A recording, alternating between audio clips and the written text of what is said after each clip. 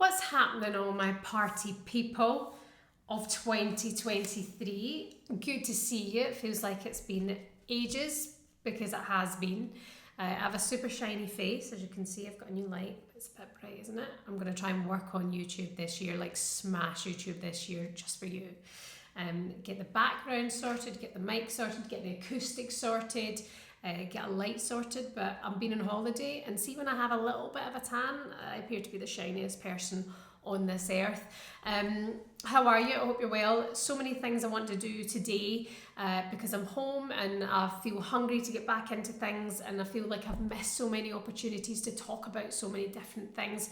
Going to cover Jordan Nobbs and Beth England's transfers very, very soon. We'll also look at Arsenal's transfers a little bit later on this week. And I want to do a video on Beth Mead, because she won the Sports Personality of the Year, which feels like a decade ago, but it deserves a full chat, because, you know, I'm a fan basically. But I wanted to take this opportunity to reflect on what has been a brilliant year for women's football, as in 2022. Now, I actually planned to do this on holiday. Went away on the 30th of December for New Year, got back yesterday.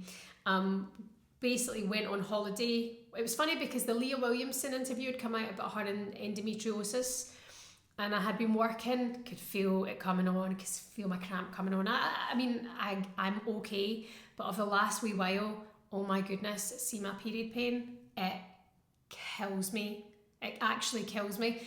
And when she was speaking about it on the news, Leah Williamson, I was like, I wonder if I've got like a bout of endometriosis more and more, like as I've got older, possibly. I think that can happen after you have children and stuff as well. Anyway, story for another time.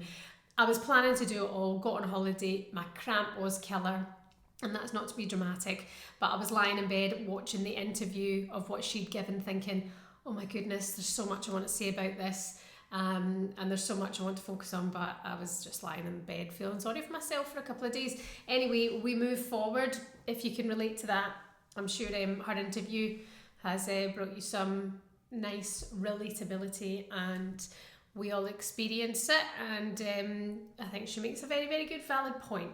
But like I say, I wanted to take this moment in this video I planned to do on holiday on New Year's Eve, just ringing in 2023, saying goodbye to 2022, and always remembering this last year, 2022 was just amazing in so many different areas of life, but women's football in particular was very, very special.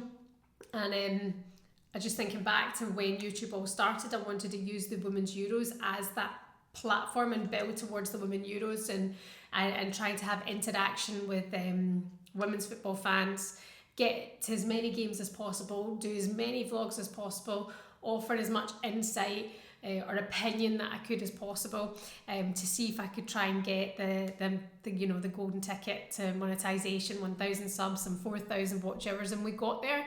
And now I want to use 2023 to just keep going more. I'm going to the World Cup in July. I'm booking my flight ticket actually in the next kind of few days. I've just finished doing some planning, and I really want to make sure that I do this properly, because I'm loving it so much, and if you don't put in, you get nothing out. And the great thing is that we're speaking to people at games. When I say we, I mean you and I. If we bump into each other at football games, and the feedback's been lovely on YouTube, so I really want to keep moving with it.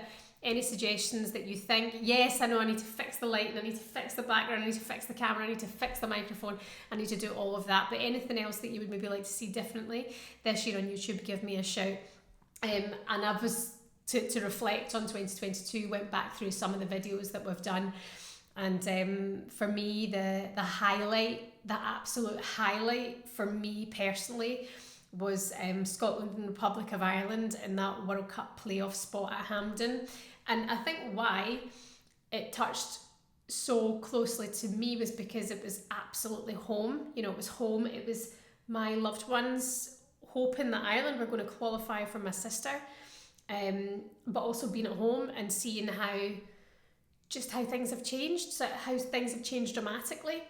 But yet, a few months before, the Lionesses had won the Euros, and the spectacle wasn't nearly as similar. You know, that was Scotland's biggest game. They were qualifying for a World Cup, and it didn't feel the way it would have felt had the Lionesses gone for qualification to a World Cup. And for me, I reflect on that going, I'm so glad Ireland made it. And the reason being that Ireland have made it is because that their FA have massively invested. They've pushed and pushed.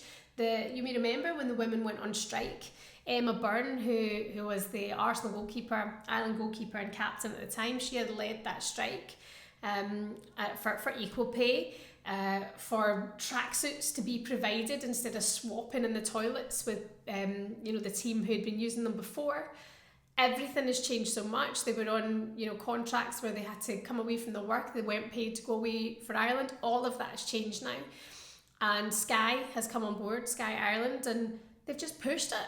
And now when we go to Ireland to watch a game, I mean, Katie's like, she is so famous in Ireland. Not that that's got anything to do with it, but that this generation, this talent, this team has actually changed women's football for a country. And that's incredible. The Lionesses, the Euros were incredible, and my thoughts on everything. The Lionesses have just been absolutely incredible, but it was almost like they had to win it to push their game onto that next level. Yes, they changed the landscape of women's football as well, but they were that one step ahead. Ireland, in a short space of time, have managed to go from being so unprofessional to so highly thought of and respected, and everybody talking about them and everybody excited for this World Cup. And I cannot tell you how I think the stars have aligned that Republic of Ireland are going to open the Women's World Cup in Sydney against the Matildas. Like, that's incredible. And I'm going to be there, touch wood, God willing, if everything goes to plan. I just think, wow, and I cannot wait to vlog that day. I cannot wait to show as much insight to everybody who's going to be all eyes on that game, all eyes on that tournament. I mean, England are favourites going into it as well, but for me, it's just what an incredible achievement and how special that Ireland get to go. So thinking back to that night at Hampden, it was freezing cold, sitting next to my mum, my other sister Brogan, Rusha, who was injured, was up behind us and she couldn't take a breath, and Katie's mum and dad were next to us, and our wee sister Lauren, who is the next Katie in the making, just looking around me, and then looking at the Scotland squad, the likes of Jenny Beattie, Rachel Corsie, Emma Mitchell, Lisa Evans, players who we've known for such a long time, going for that qualification, and how just heartbreaking it was for them. How heartbreaking. And Jenny Beattie, God love her, she said we ended up on the same flight home the next day and getting a taxi back to we live close by, and she'd said it was so gutting, but she was so happy that Rusha and Katie managed to make it to a major tournament in their career, because she's done that. And I thought her being able to reflect and take that in and offer that love and support to the girls was just amazing. Obviously heartbroken at the same time, but she could only feel massively excited for them because they're getting that opportunity. Again, touch wood, that injuries and whatever just stay away. I just cannot wait for this moment. And I'm going to take you with me, and we're going to do it properly. It's going to be absolutely incredible. So Republic of Ireland qualifying for the World Cup has to be, for me personally, my highlight of 2022. What happened afterwards in the changing rooms that we all know about has brought this shadow along with it, and I can understand that. I can completely appreciate and respect the upset that caused. And it's one of those things that things can happen and things shouldn't go on social media. And they've learned their lesson from that. I have absolutely no doubt. And I also do look, maybe this is completely ignorant for me to say, that they completely weren't aware. Some people were not aware of actually what was being sung or what was going on. That's my opinion on it. But here we go to the World Cup, Australia 2023. Oh my God. Also, I want to be following the Lionesses when I'm on that trip as well. Reflecting on the Euros, I remember saying to my husband, I'm going to get stuck into this group stage. I'm going to try to do as much as I can for TalkSport. I want to do as much as I can for Sky. I want to do as much as I can for YouTube, and just push and push. Started working for 90 Min during the Women's Euros as well, which we are hoping, myself and the girls on the ball, duo Rachel and Sophie, we hope that we can go to the World Cup and try and team up and do stuff together. We've got all these ideas because we're just so passionate about it. And saying to him, I'm going to get just writing about these group stages, do as much as I can, and it was just so incredible. And I remember when the group stages ended and there was like 3 days between games, being like, come on, you know. So I really, the fact that it's going to be in Australia, I'm hoping to be able to follow the Lionesses around, take in a couple of their games. I think Spain, I do believe, or the Netherlands are going to be based in Sydney as well. I'm planning to be based in Sydney.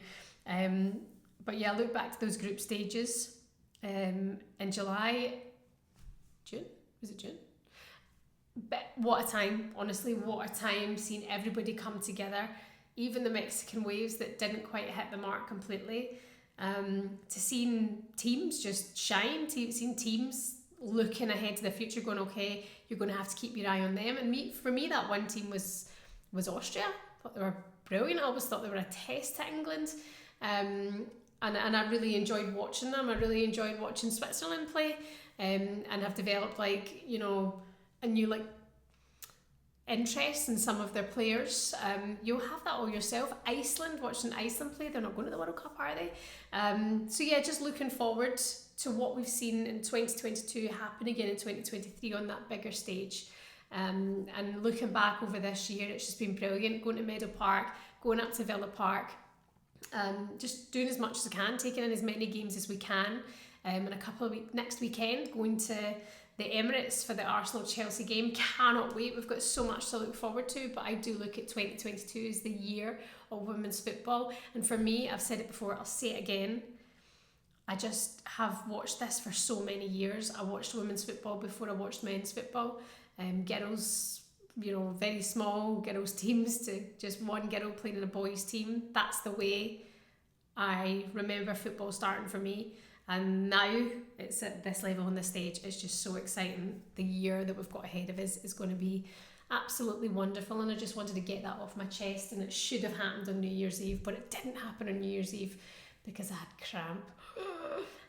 Anyway, good to catch up. Like I say, a couple of videos coming up. We'll talk about transfers, we'll talk about Beth Mead, and her incredible achievements over 2022 as well. Anyway, like if you haven't, subscribe if you haven't, leave a comment of what you want to see coming up this year, and I will be back with you very, very soon.